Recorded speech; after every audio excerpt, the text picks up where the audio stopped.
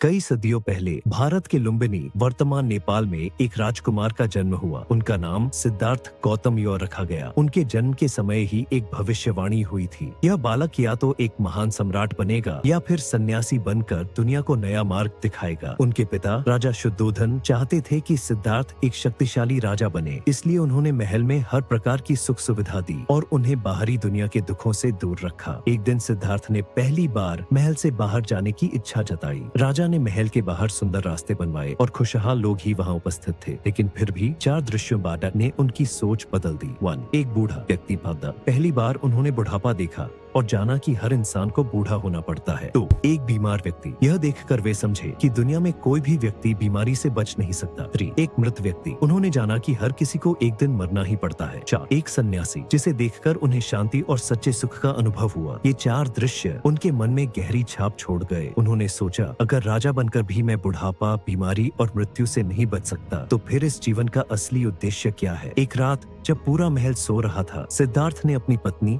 यशोधरा और नवजात पुत्र राहुलवन को सोता हुआ देखा। बिना किसी को जगाए उन्होंने अपने घोड़े कंठक पास पर सवार होकर महल छोड़ दिया। उनके साथ उनके प्रिय सेवक औंचन्नापोन भी थे। वे कई वर्षों तक महान संतों और गुरुओं के पास गए, कठिन तपस्या की, लेकिन उन्हें सच्चा ज्ञान नहीं मिला। अंततः वे पास बोध गया पीला पहुँचे और मैंने ही न पीपल के पेड़ पौध के नीचे ध्यान लगाने बैठे। उन्होंने संकल्प लिया, जब तक जीवन का सत्य नहीं जान लूंगा तब तक यहाँ से नहीं उठूंगा। कई दिनों तक ध्यान करने के बाद एक रात उन्हें सम्यक ज्ञान निर्वाण पाद की प्राप्ति हुई और वे गौतम बुद्ध नस बन गए। उन्हें समझ आ गया कि जीवन का असली सुख बाहरी चीजों में नहीं, बल्कि बला मोह माया से मुक्त होकर करुणा, अहिंसा और ध्यान मार्ग में है। बुद्ध ने अपना पहला उपदेश वाराणसी के सारनाथ घाट में 5 भिक्षुओं को दिया। इसे बागपास धर्मचक्र प्रवर्तन पास कहा जाता है। उन्होंने सिखाया कि भी दुख का कारण हमारी इच्छाएं और लालच है और इनसे मुक्ति ही सच्ची शांति देती है। गौतम बुद्ध ने अपने जीवन के अंतिम वर्ष तक पूरे भारत में भ्रमण किया और लोगों को अहिंसा, करुणा और ध्यान का संदेश दिया। 80 वर्ष की आयु में कुशीनगर में उन्होंने महासमाधि,